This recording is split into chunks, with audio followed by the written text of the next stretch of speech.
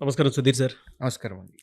ప్రతి వీడియోలో అండి అంటే నేను స్టూడెంట్‌కి ఎలా చెప్తే అర్థమవుతుందో అలా చెప్తుంటే పర్సనల్‌గా నేను నేర్చుకుందే చాలా ఎక్కువుంది. అండ్ కింద నేను మీ ఇన్‌స్టాగ్రామ్ వీడియోస్ కింద కామెంట్ బాక్స్‌లో పెట్టేటువంటివి కూడా నేను చూస్తున్నాను. చాలా బాగా రెస్పాండ్ అవుతున్నారు స్టూడెంట్స్ కూడా. అంటే వాళ్ళకు ఉండేటువంటి డౌట్స్‌ని కూడా క్లియర్ చేసుకుంటున్నారు. Felt very happy. నేను అనుకోవటం అంత చిన్న విషయం అయితే కాదు. వ్యూస్ రావటం అంటే చాలా ఓన్ చేసుకుంటే తప్ప అది రాదని నేను నమ్ముతాను. అయితే 1 ఇయర్‌లో ఒక స్టూడెంట్ జాబ్ క్రాక్ చేయాలంటే ప్లానింగ్ ఎలా ఉండాలి? గవర్నమెంట్ జాబ్ అని పెట్టుకుంటే సరిపోతుంది. దానిలో మళ్ళీ పర్టిక్యులర్‌గా నాకు ఆఫీసర్ పోస్టే కావాలి, హ్మ్.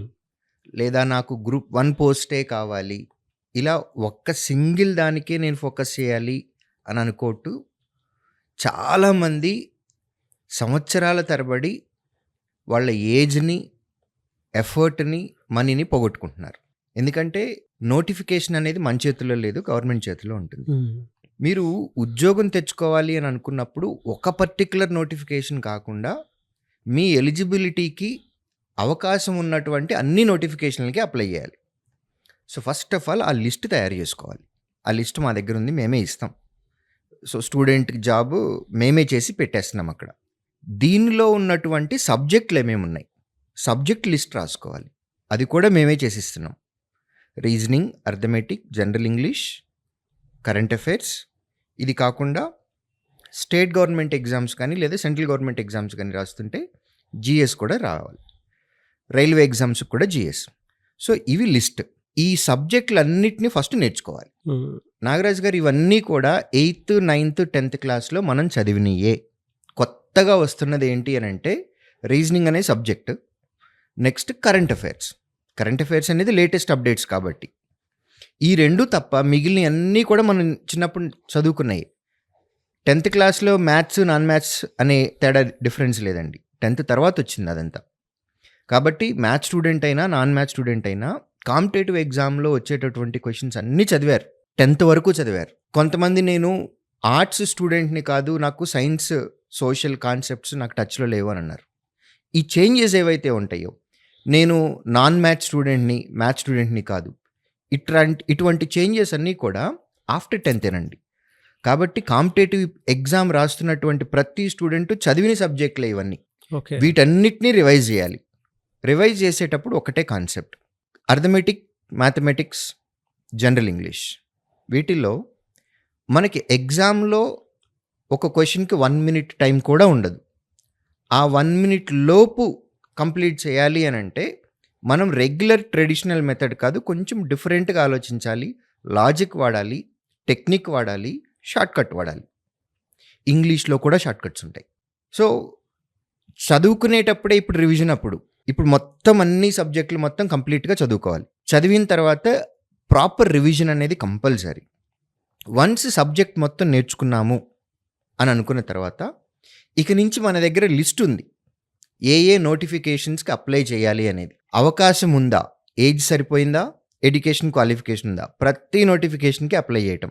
నెక్స్ట్ రాబోయే ఎగ్జామ్ ఏదైతే ఉందో ఆ ఎగ్జామ్ యొక్క ప్రీవియస్ ఇయర్ పేపర్ చూసుకొని మాక్ టెస్టులు రాయాలి. మాక్ టెస్టులు చాలా చాలా చాలా ఇంపార్టెంట్. మీ సబ్జెక్ట్ చదువుకున్నది ఏదైతే ఉందో అది ఒక 30% వెయిటేజ్ ఉంటే మాక్ టెస్టులు ప్రాక్టీస్ చేసి అందులో మీరు చేసే మిస్టేక్స్ని కరెక్ట్ చేసుకుంటే ఇది 70% వెయిటేజ్ వస్తుంది. అంటే మీకు యాక్చువల్ యూజ్ఫుల్ ఏంటి అని అంటే ప్రాక్టీస్, మాక్ టెస్టులు ప్రాక్టీస్ చేయాలి. ఇప్పుడు మనము ఫర్ ఎగ్జాంపుల్ నెక్స్ట్ మంత్ ఏప్రిల్లో 30 days గ్యాప్ ఉంది మనకి ఇప్పటి నుంచి. నెక్స్ట్ ఒక ఫస్ట్ నోటిఫికేషన్ ఉంది, ఆ నోటిఫికేషన్ గురించే మాట్లాడుకుందాం, అవే ప్రాక్టీస్ చేయాలి. మేలో వేరే ఎగ్జామ్ ఉంది, ఫస్ట్ ఎగ్జామ్ అయిపోయిన తర్వాత మేలో ఎగ్జామ్కి మాక్ టెస్టులు ప్రాక్టీస్ చేయాలి. ఒకే మంత్లో 2 వచ్చినాయి, జూన్లో 2 నోటిఫికేషన్లు ఉన్నాయని అనుకుందాం, రోజు 2 పేపర్లు రాయాలి. ఇదొకటి రాయాలి, అదొకటి రాయాలి. ప్లస్ మాక్ ఎగ్జామ్ అయిపోయిన తర్వాత ఎప్పుడు కూడా మీకు ఎన్ని కరెక్ట్ వచ్చినాయో వాటి గురించి అస్సలు వర్రీ అవ్వద్దు. అంటే వాటిని కాన్ఫిడెన్స్లో కూడా తీసుకోవద్దు. మనకు వచ్చినాయి, ఇవాళ మార్క్ అది కరెక్ట్ వచ్చింది అని అంటే రేపు ఎగ్జామ్లో కూడా అది కరెక్ట్ మార్కే వస్తుంది. వరీ అవ్వాల్సింది దేని గురించి అని అంటే రాంగ్ పెట్టిన వాటి గురించి మాట్లాడాలి.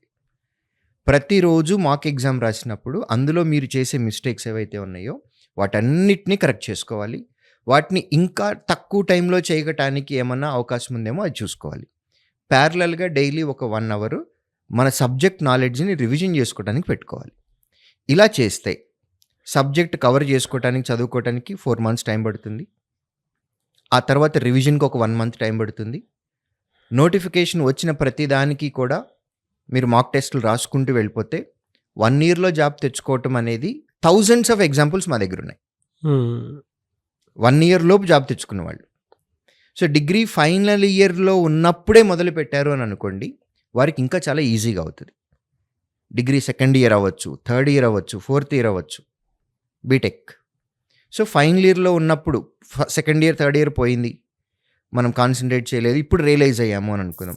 ఫోర్త్ ఇయర్ బిగినింగ్ నుంచే కాన్సంట్రేట్ చేయొచ్చు. ఇప్పుడు డిగ్రీ వారికైనా సరే, బీటెక్ వారికైనా సరే ఫైనల్ ఇయర్ సెకండ్ సెమిస్టర్ లేదండి. ప్రాజెక్ట్ వర్క్ అంటారు. వాళ్ళందరూ ఖాళీగానే ఉంటారు. ప్రిపరేషన్ అనేది అప్పటి నుంచే స్టార్ట్ చేస్తే గనక మీ ఫ్రెండ్, మీరు ఇద్దరు డిగ్రీ చేస్తున్నారు. మీరు మీ ఫ్రెండ్ కంటే 1 ఇయర్ ముందు ప్రిపరేషన్ స్టార్ట్ చేశారు అని అంటే ష్యూర్‌గా చెప్తున్నాను, మీ ఫ్రెండ్ కంటే మీకు ముందు ఉద్యోగం వస్తది. ఒక్క నోటిఫికేషన్ కన్నా ముందు వస్తది. ఒక నోటిఫికేషన్ ముందు ఉద్యోగం వచ్చింది అని అంటే దానివల్ల బెనిఫిట్స్ చాలా ఉంటాయండి. 1 ఇయర్ గ్యాప్ ఉంది అని అనుకుందాం. మీకు మీ ఫ్రెండ్‌కి ఉద్యోగంలో రావటానికి. మీకు 1 ఇయర్ సాలరీ ఎక్స్ట్రా వచ్చినట్లు. అండ్ ఫర్ ఎవర్ మీరు మీ ఫ్రెండ్ తోటి కంపేర్ చేస్తే లైఫ్ లాంగ్ హైరార్కీలో మీరు 1 ఇయర్ సీనియర్‌గానే ఉంటారు. కాబట్టి ఎప్పుడు రియలైజ్ అవుతున్నాము అనేది క్లారిటీ తెచ్చుకుంటే బెటర్. మనకి ఏం కావాలి అనేది. ఫైనల్ ఇయర్‌లో ఉన్నప్పుడే ప్రిపరేషన్ స్టార్ట్ చేశారు అని అనుకోండి, 1 ఇయర్ లోపు ఉద్యోగం తెచ్చేసుకుంటాం. డిగ్రీ అయిపోతుంది. ఎలిజిబిలిటీ రాగానే తొందరగా వచ్చేటటువంటి ఫస్ట్, సెకండ్ నోటిఫికేషన్స్‌లోనే మనకు ఉద్యోగం వచ్చే ఛాన్సెస్ ఉంటాయి. సో 1 ఇయర్ ప్లానింగ్ అంతా ఈ విధంగా పెట్టుకుంటే మంచిదే. ఫస్ట్ సబ్జెక్ట్ కవర్ చేసుకోవాలండి. 4 మంత్స్. తర్వాత రివిజన్‌కి ఒక 1 మంత్. 5 months complete. ఇంకా ఆ తర్వాత నుంచి రెగ్యులర్‌గా ఎవ్రీ డే మాక్ టెస్టులు రాయాలి. మీరు మాక్ టెస్టులు ఎన్ని ఎక్కువ రాస్తే మీకు అంత తొందరగా జాబ్ వస్తది. జస్ట్ రాయటం ఒక్కటే సరిపోదు. రాసిన తర్వాత అందులో మీరు చేసిన మిస్టేక్స్ ఏవైతే ఉన్నాయో వాటిని మళ్ళీ కరెక్ట్ చేసుకోవాలి. ఈ కరెక్షన్ కూడా చాలా ఇంపార్టెంట్. దీన్నే పోస్ట్ మార్టం అంటాం.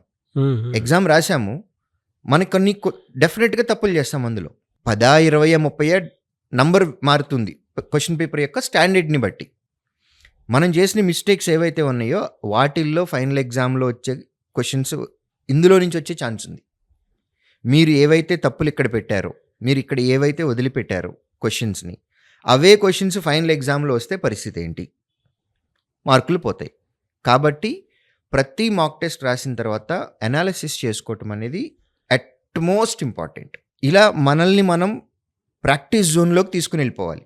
ఫస్ట్ రీడింగ్ మోడ్‌లో ఉన్నాము, నేర్చుకున్నాము, రివిజన్ చేసుకున్నాము. తర్వాత ప్రాక్టీస్ జోన్. ప్రాక్టీస్‌లోనే మీరు నేర్చుకున్నది మీరు అప్లై చేస్తున్నారు. సో, ఆ అప్లికేషన్ అనేది చాలా ఎక్కువగా చేయాలి.